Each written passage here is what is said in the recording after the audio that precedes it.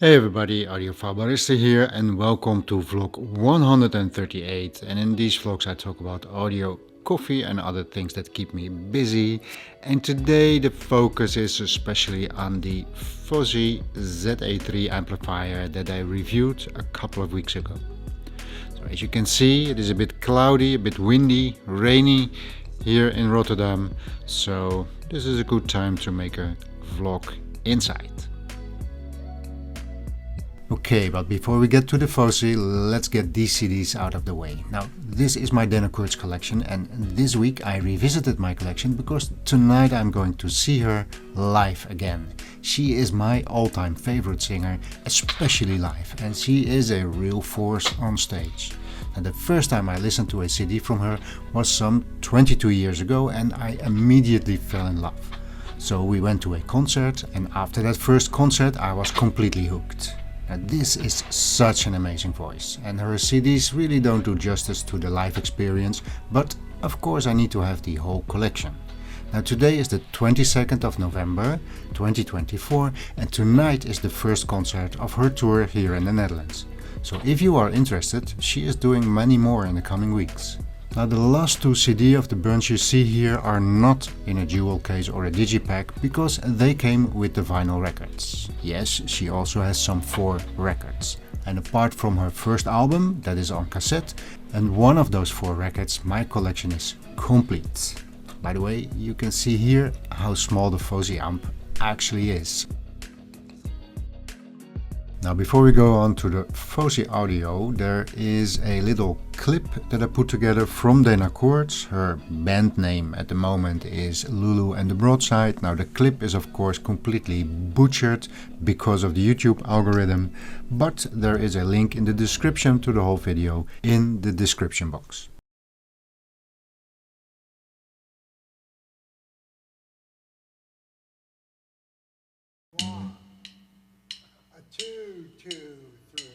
How do I stop? It's killing me. Before you go, tell me.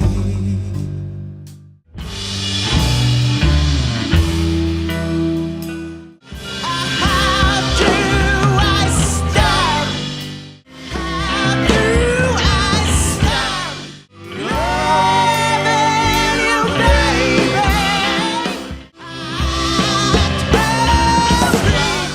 How do I stop? Stop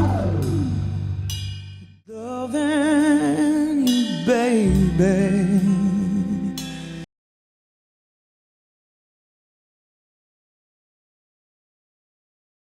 Now let's get to the object of today, which is the FOSI audio.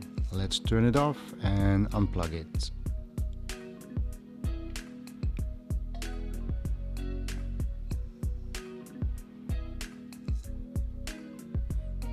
The red light is gone, so it is completely turned off.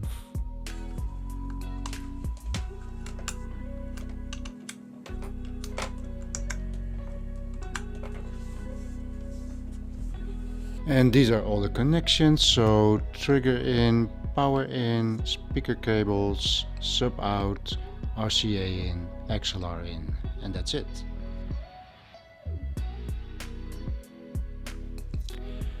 So this is the ZA3 amplifier, and as you can see, let me show you, this is a CD case, and as you can see, this thing is really tiny. It just is not bigger, almost not bigger than a CD case. But there's a few things that I would like to talk to you about. That is why I put it in this vlog. So first of all, some of the people that commented on that review basically said it was not a good review because I did not do it the way they wanted me to do it. Now, I'm sorry if you think like that. I just don't understand it. This is my channel, this is my review. I will do it the way that I do it. And mostly the comments that I got is I should have reviewed it with a second one, or I should have reviewed it with different op-amps. And here's the thing that bothers me. You see, this is what they bring to market. This is what you can buy. This is how you buy it. And basically what everybody says, well, this is a real good thing if you buy a second one, if you don't use the analog but only the RCA inputs, and by the way, if you have to, you also should change the inside. And I think it is, from a marketing perspective, that is a brilliant concept to have everybody buy stuff like that, more stuff from you. But most of these people did not want to understand that if I get this piece of equipment, this is what I'm going to review. And there was one comment very correctly pointing out that I forgot one thing completely. Let me show you.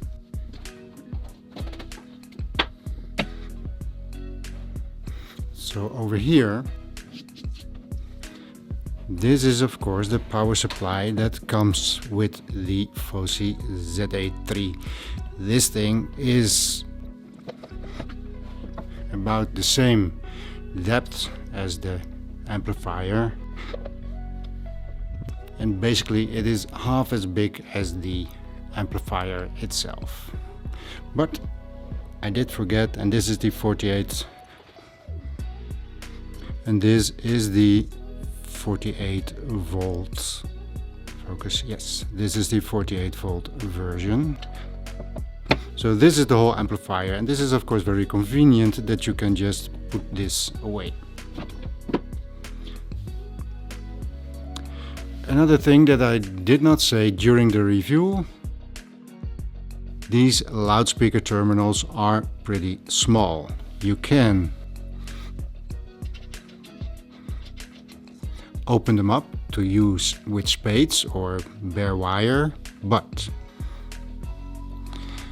if you take one of these, just a spade, this one is very wide.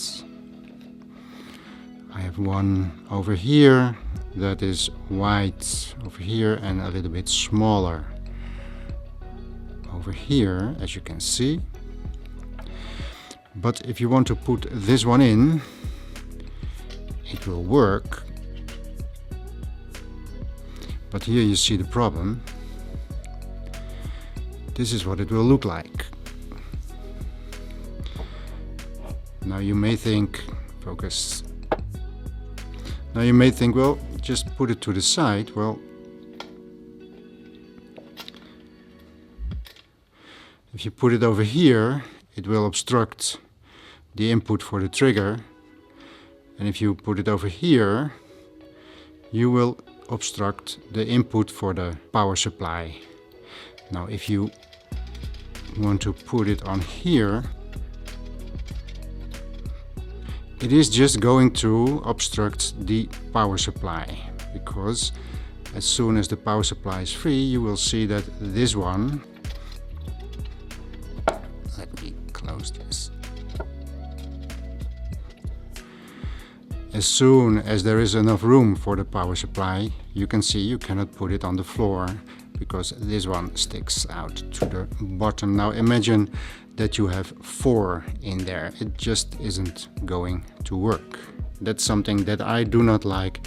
Just get better connectors for bananas, and that would be an upgrade on this already wonderful amplifier. Okay, what is it that I want to talk about? Well, actually it is very simple. Let me show you something.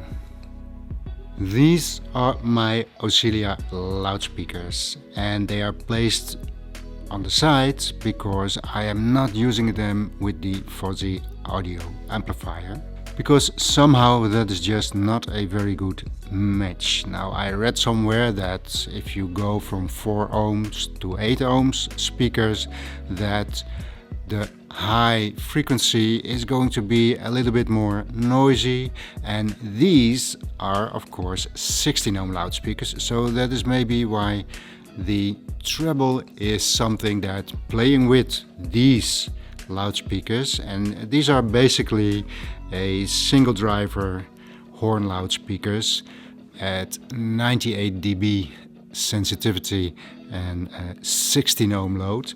So these should be very easy to drive, but the combination between the FOSI Audio and the Auxilias is just not working for me. So I changed it. And these are the loudspeakers that I changed them for, and this is the Ninka loudspeaker, and this was for me the first match that I really understood how good these little FOSI amplifiers are.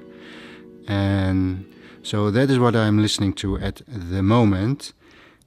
I had all the small bookshelf loudspeakers, and when you sat very close in a small triangle, it was actually very good. The soundstage is amazing, details, everything absolutely fabulous. But when I placed them more outside in the room, for the big room that I have, it fell apart a little bit. And now with this Lin, now I really understand how good these little amplifiers are. Now don't get me wrong, in my review I did not say that the FOSI amplifier is not a good amplifier. In fact, I said it is very good for the price, because that was the point that I was making. This is a great amplifier for the price, but compared to a system like mine, there is just no comparison. My system is better. And that is when a lot of comments said, well, you have to take another one and you have to replace all the op-amps. And I'm just bothered by the fact that I need to change everything in order for this thing to be a good thing. That is not what I think, what I like in a project. I do not want to have to change everything for it to make it really great. I would say just bring the great amplifier to the market already. Now, from a marketing perspective, I can completely understand it, but it's just not the way that I am. I don't like to open up things, change things. That's just not for me. Now, probably in the future I will get a second one. I will try the different op-amps, and this FOSI will end up in the system downstairs in my music room. But when I changed the Auxilias and replaced them with these Lin loudspeakers, it was very apparent this little amplifier is just very, very good. And a lot of the way, in order to get to the sound quality that I have, you get even closer than when I had the small listening setup. It's still not better, but I can absolutely imagine that if you buy one of these amplifiers, you put up a little bit of a bigger loudspeaker. Now, in the review I said maybe you need to drive it with a more higher sensitivity loudspeaker, and I think I have to come back from that. Get yourself a little bit of a bigger loudspeaker, something like this Ninka, and you have an absolutely amazing setup. And you will have to spend a lot of money to really, really get better.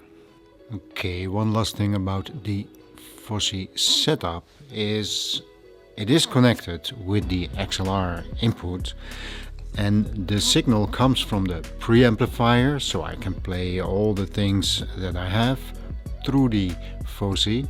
But it also means that there's a 3000, 6000, what is it, 2000, this 300, and up there is still the CD player, which is also some 1800. So there is quite a significant amount of money in front of the FOSI Audio. Now, I don't think that is a realistic pairing. Would you have an inexpensive amplifier like this and then have it driven by a $3,000 preamplifier?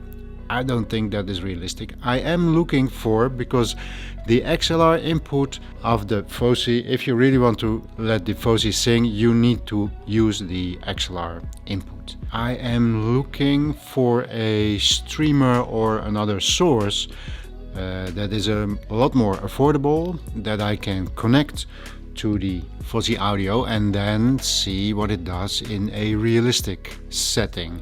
Now I think the Lin loudspeakers are also realistic. I picked those up second-hand for some 450 euros. And my Oscillias, if you want to buy them new, these are 12,000 euros. So I just don't think that that is a realistic pairing, and that is why I did not use it for my review the last time. So that about the FOSI Audio. Then last week you have seen the SA CD player that I just wanted to use in order to be able to play SA CDs through my system. Now I ask you guys, is there a possibility to get the DSD signal to the Pontus 2? And there were some options which I will tell about in just a minute. Let me change the camera a little bit. Now one of those options to get your DSD to the Pontus 2 is about $1,000. And you know what is my issue? This is my complete SA CD collection. So for those $1,000 I probably buy a better SA CD player and just have it via RCA into the Yoshino preamplifier. But there's another thing that I noticed. So these are all my SA CDs and that is what the player will play. But I also found out that this, because it is a SA CD, DVD, all kind of things players, and this is DVD audio. Let me put it so you can see it. This is a DVD audio. This is the only one that I found in the second-hand shop, and it is pretty nice. It is classical. You know I like classical. It is also surround sound. So in my surround sound setup downstairs I can play all these things, but I think it is also very nice that I can have this one DVD audio that I have also play in my big system. That is just for fun, but I'm not going to spend $1,000 just to have these 10 SACDs and the one DVD audio to play on my system. I would spend my money in a whole different way. By the way, this is that $1,000 solution. This is the DBOB digital breakout box from GeerFab. This will get the SACD signal from the HDMI output on your SACD player and then show it as a DSD stream to the I2S input on your DA converter. Now there is a link in the description box if you want to know more. And that is it for today. This was vlog 138. I'm going to enjoy my concert. I'm wishing you a very happy weekend and I will see you in the next one.